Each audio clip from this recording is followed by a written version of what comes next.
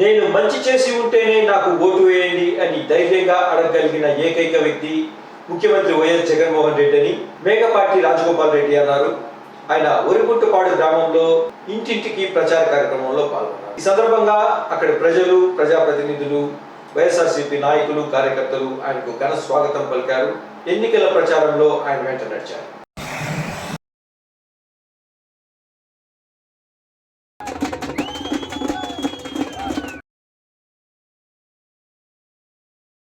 ఆయన కూడా ఒకటే మాట చెప్పారు, నా వల్ల మీకు లబ్ధి చేకూరుంటే, నా వల్ల మీకు ఉపయోగం జరిగి ఉంటే నాకు ఓటేయండి అని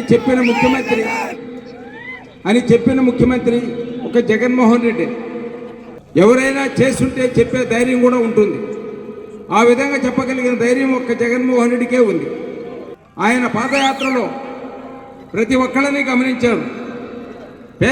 ప్రజలు ఏ విధంగా ఉన్నారు అనే పద్ధతిలో గ్రహించి పేదల కష్టాలు చూసి ఆయన నవరత్నాల ప్రోగ్రాం పెట్టారు. ఆ నవరత్నాల ప్రోగ్రాంతో ప్రజలు చాలా వరకు కష్టాల నుంచి చాలా వరకు బయటపడుతూ వచ్చారు. దానికన్నా మిన్నగా ఇప్పుడు మళ్ళా కొత్త మేనిఫెస్టో రిలీజ్ చేయబోతున్నాడు. ఆ మేనిఫెస్టో రిలీజ్ చేస్తే ప్రజ సహాయం చేసిన గుణవంతుడు మన జగన్మోహన్ రెడ్డి. కాబట్టి మనం ఎలక్షన్లకు ముందు రోజు వస్తారు, టీడీపీ వాళ్ళు వచ్చేసి ఓటుకు 2000 3000 ఇస్తామంటారు. 2000 3000 కూడా ఒక్క రోజుకి అయిపోతుంది. తెల్లవారే రాత్రికి ఇస్తారు. రేపు మరుసటి రోజు సాయంత్రానికల్లా మన దగ్గర 1000 ఒక్క పైసా కూడా ఉండదు. జగన్మోహన్ రెడ్డి ఆయన నమ్ముకున్నాము అంటే ఖచ్చితంగా మన జీవితాలు అన్నీ సుఖ సంతోషాలతో ఉంటాయి. ప్రతి ఒక్కళ్ళు అది గమనించండి. ఏ మాయ మాటలు చెప్పినా కూడా చెప్పిన మాటల ప్రకారం ఎవరు ఉండరు. అది ఒక్క వైఎస్ రాజశేఖర రెడ్డి ఫ్యామిలీకే ఉంది, చెప్పింది చెప్పినట్టు చేసే గుణం. కాబట్టి మనం జగన్మోహన్ రెడ్డిని ఎటువంటి పరిస్థితుల్లో కూడా ఖచ్చితంగా నిలబెట్టుకోవాలి. ఆయన ఆ స్థానంలో కూర్చోబెట్టిన రోజు మళ్ళా ప్రజల జీవితాలు చాలా సుఖ సంతోషాలతో ఉంటాయి ఖచ్చితంగా. పోటీ చేసే వ్యక్తులు ఇద్దరు కూడా ఇక్కడ వాళ్ళు కాదు. ఒక ఆయన అమెరికా నుంచి వచ్చాడు, ఒక ఆయన ఆఫ్రికాలో ఉంటాడు. మీకు ఏమైనా సరే ఈ రోజుల్లో ప్రతి ఒక్కరికి రాజకీయ నాయకుడు సపోర్టు ఖచ్చితంగా కావాలి. నిద్ర లేసినప్పటి నుంచి ఏదో ఒక పని పడుతుంది. పోలీసు డిపార్ట్మెంట్లో కానీ, రెవెన్యూ డిపార్ట్మెంట్లో కానీ ఏదైనా అవసరపడ్డప్పుడు మీకు కావాల్సింది, మీకు లోకల్ లీడర్గా ఉండేవాళ్ళు కావాలా, వాళ్ళ నుంచి కాకపోతే వాళ్ళు ఖచ్చితంగా మా దగ్గరికి రావాలి. ఆ పద్ధతిలో పనులు జరగాలంటే ఇక్కడ ఖచ్చితంగా మీకు సరైన ఎమ్మెల్యేగా ఉండాలా, సరైన ఎంపీగా కూడా ఉండాలి. అది గ్రహించండి. దగ్గరలో ఉండేది మేము ఒక్కళ్ళమే. మీకు 40, 35, 40 కిలోమీటర్ల దూరంలో ఉంటాం మేము. మా ఫ్యామిలీని గురించి మీకు అందరికీ బహుశా 40 సంవత్సరాల నుంచి మా అన్నగారు ఇక్కడ రాజకీయాల్లో ఎంటర్ అయ్యారు. 40 సంవత్సరాల నుంచి ఉదయగిరిని అంటిపెట్టుకునే ఉన్నాం. మా అన్నగారు ఒకసారి ఇక్కడ ఉదయగిరి అసెంబ్లీకి ఎమ్మెల్యేగా అయ్యారు. తర్వాత ఒంగోలు పార్లమెంట్కి ఎంపీగా అయ్యారు. రెండో అన్న 4 సార్లు ఎమ్మెల్యేగా ఉన్నారు. ఆయన తర్వాత నేను వచ్చాను. నేను కూడా నా కథ చెప్తాను మీకు. మా అన్నగారు నన్ను, రాజా నువ్వు ఉదయగిరిలో పోటీ చేయాలని చెప్పి నన్ను మా అన్నగారు అడగడం జరిగింది. అడిగితే నన్ను నుంచి కాదన్నా నేను నిలబడలేను, పిల్లల్లో ఎవరినన్నా అడుగుతాను, మా పిల్లల్లో ఎవరైనా ఒప్పుకుంటే సరే, లేకపోతే మీరు ఆలోచించండి అని చెప్పాను. లేదు, ఉదయగిరి ప్రజలు మనల్ని నమ్ముకొని ఉన్నారు, మనం ఇప్పుడు మధ్యలో డ్రాప్ అయిపోయినామంటే వాళ్ళందరూ ఇబ్బంది పడతారు అని నాకు చెప్పి నన్ను ఒప్పించేదానికి ఆయనకు ఒక నెల పట్టింది.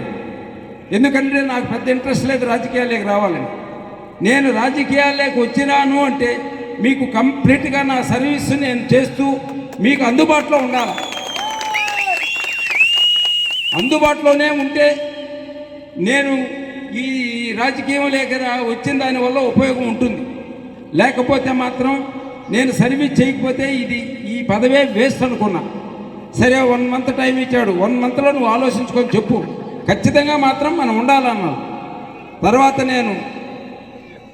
నాకు ఉదయగిరి కాన్స్టిట్యున్సీలో ప్రతి ఒక్కళ్ళు తెలుసు. ఎందువల్ల అంటే మా అన్నగారు 40 సంవత్సరాలు రాజకీయం ఇక్కడ. బ్రాహ్మణపల్లికి వచ్చిన వాళ్ళందరికీ కూడా నేను నా హస్తాలతోటి అందరికీ భోజనం వడ్డించున్నా.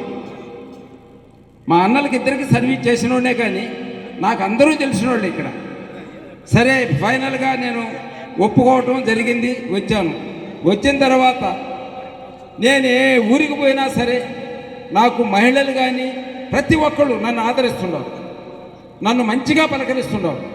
అయ్యా, నేను వచ్చిన రోజు నుంచి నాకు చెప్పే మాట ఒకటే, మనం మంచి మెజార్టీతో గెలుస్తాం, మంచి మెజార్టీతో గెలుస్తాం